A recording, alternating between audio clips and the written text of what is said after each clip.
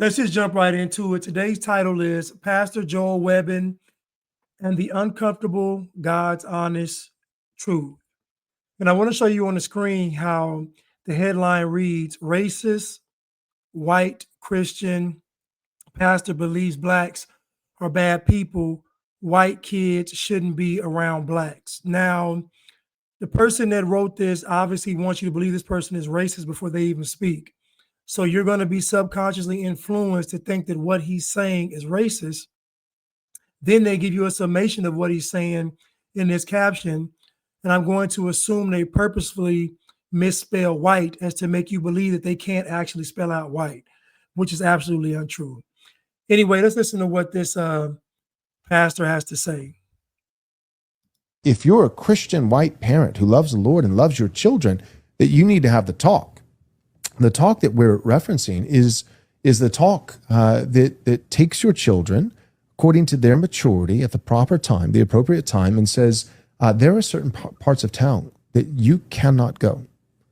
And there are certain people that you cannot be around. Yep. Right? If there's someone who is black in our church, and they've been in our church, and we know them, and they love the Lord Jesus Christ, great. We're not talking about that person, right. But we're talking about when you go into a crowd of people. If you go into a crowd of strangers, and they're white strangers, there's some danger. If they're black strangers, there is 30 times more danger. Them's the facts. And it is actually a failure of your parental duty. White parents, please hear me. If you teach your children growing up, if you lie to them and say, all people and all races of people in our country are the same. They are not. You are actually depriving your child of factual, truthful information that could save their life. If you're So now, this pastor has also said before that if his daughter brings home I think he has 3 daughters. If they bring home a Hispanic guy that believes in the Lord, he's fine with it. If she brings home a black guy that believes in the Lord, he's fine with it. So this guy is clearly not racist at all. He said he did not mind his daughter marrying outside of the race as long as they were believers. But folks want you to believe that people are racist, i.e. white people, because they have standards.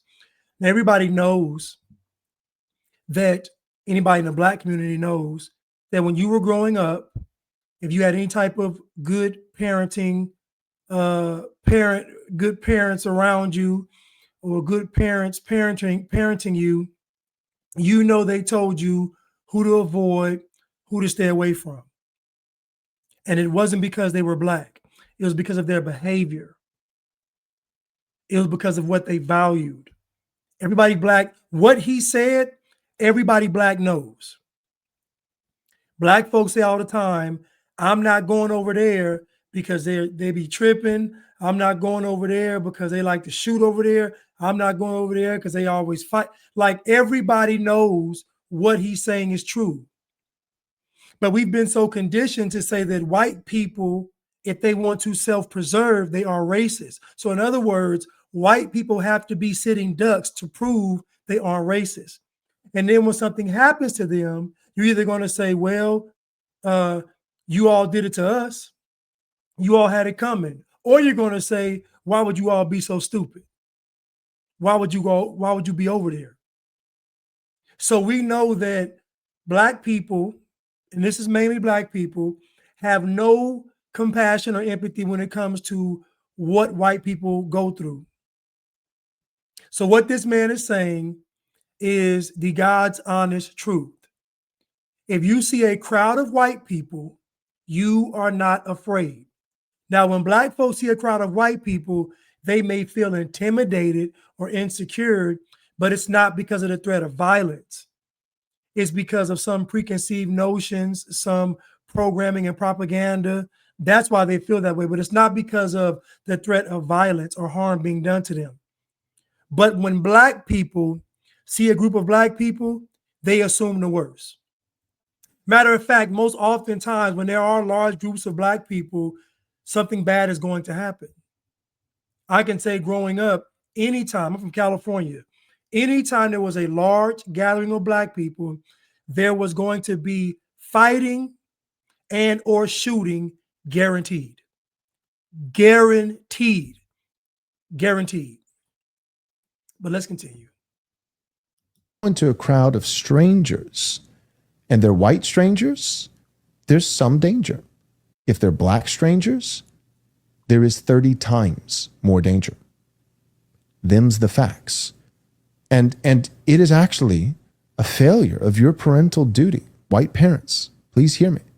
If you teach your children growing up, if you lie to them and say all people and all races of people in our country are the same. Very difficult to hear, but I don't blame the man. It's very difficult to hear.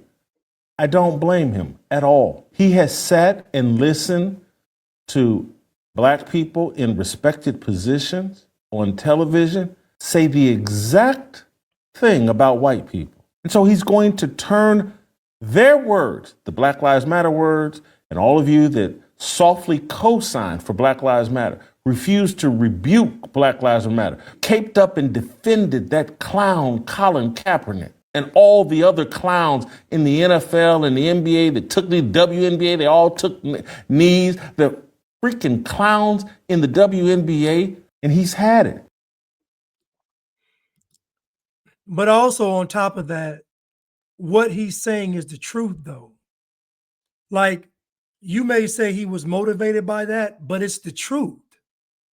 And I honestly believe that he would have said these things without BLM, because this stuff was going on before BLM. And again, this is what Black parents that were decent parents told their children: who to avoid, where to avoid, even to the point where not even mingling with the people that were on government assistance or living in the projects or where their parents were on crack, or just is Black folks have been talking about this. But again, the problem is that when white people want to self-preserve, people have been conditioned to believe that it's racism. When at the end of the day, you wouldn't do it. You wouldn't go over there and run inside of a pack of 30 plus Black people, young Black youth. You wouldn't do it. Now, some elderly Black people, of course, some professional Black people, of course, but that's not who he's talking about. He's talking from the perspective of his young daughters and who they're going to encounter. So what Satan has done is, again, Satan has given Black people the moral high ground. He's given Black people the moral high ground, as to say that if you see Black people consistently cutting up culturally, you should overlook it. You should overlook that and put yourself in harm's way. When in actuality, everything is pointing towards how Black culture supports, celebrates, endorses, and promotes criminals. And if you do that with criminals, violence is going to follow. I just saw a story where some young men gunned down a 7-year-old and a 21-year-old. The 7-year-old died, the 21-year-old was in critical condition. I don't know if he made it. But my point is that Black culture doesn't see violence the way the rest of the world sees violence. Black culture actually celebrates violence and doesn't condemn social violence. So the randomness of violence in the Black community actually puts everybody in harm's way, because you don't know when something's going to pop off. You have a bunch of undisciplined, feminized, with their single mother's spirit, Black men running around with heavy artillery. No discipline, violent, emotional, and they're running around with heavy artillery, listening to music telling them to go out and kill. That is a recipe for disaster. So what Pastor Webbon said is not what Black parents that are decent tell their children. Where to avoid and who to avoid. This is not because of BLM. What BLM did, what the Democrats have done, what the libtards have done, what the communists have done, what the Marxists have done, is they have exacerbated the situation because Black folks have been cutting up for decades, but then blaming white people. And hopefully those days are coming to an end.